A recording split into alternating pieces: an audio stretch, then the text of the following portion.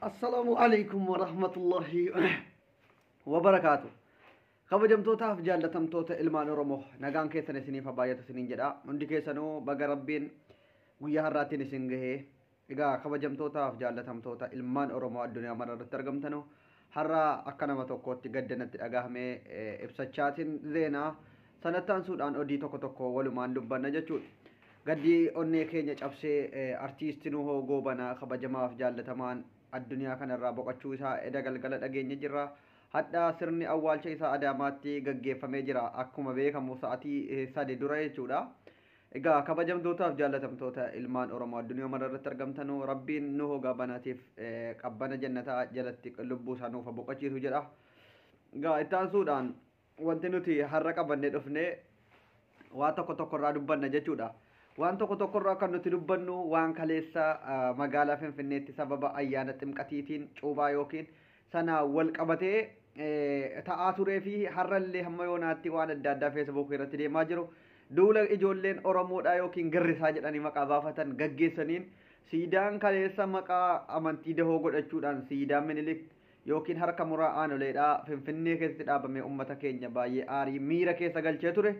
Buqqifamuu isaatii ittaansuudhaan Lammaa Magarsaadhaa gara biyyaatti deebi'ee akka jiru odeeffannoo qabatamaa ijoollee ragaa gahaa qabdu na bira gahee jira jechuudha. Egaa kana hundarraa dubbanna yoo hanga dhumaatti nu hordoftan waan adda addaa waan sooshaal miidiyaa kanarra ta'aa jiru waan dhugaarratti hundaa'e qofa isiniin geenya jechuudha. Egaa otuu laayivii kana hin jalqabin dura mee laayikii quba keessanii laayikiin gadi tuquudhaan ha jalqabnu laayikii 1000 hagoonu.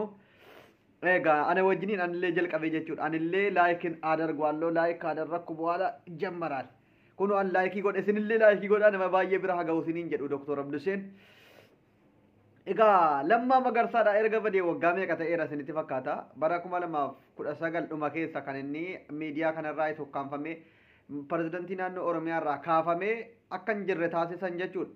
Har'a waggaa 3 deema jechuudha Lammaa Magarsaa erga sagalee isaa dhabne. Sagalee kee tanawwee taliila kee sanarraa.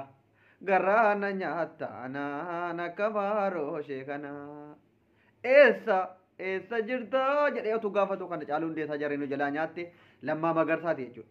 Sagalee kee tanawwee waadanuudhaan faarfamee barbaadamaa ture Lammaan. Ansittan amane nama hunda dhiise si qofatti amane eessa jirta maaloo kottu na wal'aanta jedhee hamma Lammaa Magarsaadhaa barumsarra ture jedhu waan adda addaati. Lammaa Magarsaa waan sodaachifamee callisee jira jedhu baay'een isaanii.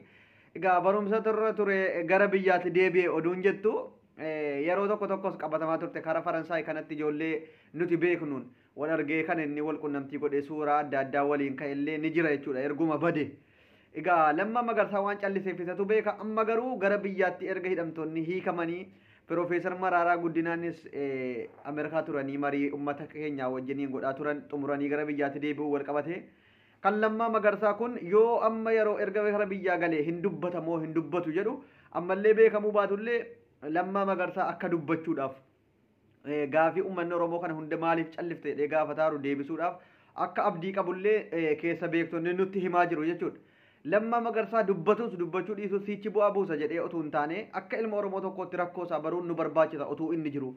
Maal rakkatee kana hunda godhanii maaliin akkanatti callisiisanii Lammaan kun nama Oromoodhaaf dura dursummaadhaan gooftaan keenya ummata jedhee ummata kanaaf sagalee ta'ee yeroo qeerroon akkasitti gayyaatu qeerroo faana dhaabbatee poolisii Oromiyaa duuka hiriirsuudhaan akka wayyaan maqaleetti galtu gahee guddaa nama taphate akka jijjiiramni dhufeera jedhame tokko. Jijjiiramni waggaa tokkoof dhufe Itoophiyaa keessa ture sun akka dhufuuf kan gahee guddaa gahee leencaa taphate Lammaa Magarsaa akka ta'e hundi keessanuu ni beektanii. Sana booda aangoorraa suutumaan dhiibamee maal godhanii ajajaa waraanaa godhaniimi ministeera waraanaa godhanii ka'anii suutumaan akka iddee uummanni sagalee isaan dhageenye achirraa waraanan jechuudha. Egaa amma Lammaa keenya wanti nuti dhaamnu yoo jiraatte rakkoo kee nuu himi. Oromoon si jaallata har'allee kan si jaallatu baay'ee jira miliyoona si jaallatu jira. Hundi immoo abdii sirraa kan kutates jira Lammaa Magarsaa kun Abiyyii wajjin hojjeta jedhee. Egaa kan Lammaa Magarsaa Rabbiin kadhaati akka inni dubbatu abdii qabna ha dubbatu jenna. Lammaa Magarsaa haa dubbatu warri Lammaan Magarsaa yoo dubbate waa jijjiiruu danda'a jettanuma koomentii jalatti. Lammaan Magarsaa siichi yoo dubbate waa'ee Oromoo irratti wanti inni jijjiiru jira. Waggaa kana harii nurraa callisee. Rakkoo Oromoo gaafa caaluun du'ullee wama tokkotu hin dubbatin. Gaafa Oromoon akkanatti dhumu utuu waa tokko hin dubbatin. Gaafa hayyoonni keenya waggaa tokkoof ji'a torba badii tokko malee hidhaman qanii tokko gabbayyotu hin dubbatin. Gaafa ijoolleen karaa irratti rashanamtu qanii tokko utuu hin dubbatin. Oromiyaan akkasitti rashanamaa gaafa turtu utuu qanii tokko hin dubbatin. Gaafa uummanni Wallaggaa dirooniin dabaddabamu qanii tokko utuu hin dubbatin. Uummanni Walloo akkasitti garafamu qanii tokko utuu hin dubbatin. Amma yoo dubbate Lammaa Magarsaa waa jijjiira mee yaada keessan barbaan. Egaa ammas feesbuukii kanarra balaa bakakkaa girrisaan buusaa jirtu keessaa tokko Muller West hundi keessan hundi beektanii gurbaa meemee tokko dheengadda BBC irratti dhiyaatee jiru hiriyaa kiyya akkam beekutti gurbaa maskii mangeetiin yeroo baay'ee feesbuukii kanarratti beeb jedhanii waliin qoosuudhaan jaalala isaanii achirratti ibsatan hundi beektu. Kaleessa waahii ayyaana ximqatiitiin yookiin ayyaana cuuphaatiin wal qabatee siidaan tokko magaalaa Finfinnee keessatti dhaabbatee ture. Alaabaa lummuuttiidhaan jalatti maramee waan addaa tokkotu namni irra taa'e akkanatti harka isaa wal qabatee jira. Harka tokko qofittii qofatu kan harka wal qabee jiru jechuudha. Achirratti namni baay'een akka siidaan sun sirna haanolee nurkatti intini jechuudhaaf nurkatti muudii qabachuuf nu arrabsuudhaaf godhame hubatanii ganamarraa kaasanii sooshaal miidiyaa irratti barreessaa qeeqaa turan jechuudha. Sanaan wal qabatee Muller galgala keessa dhufee maanoo guddaa isaa tuqee ture.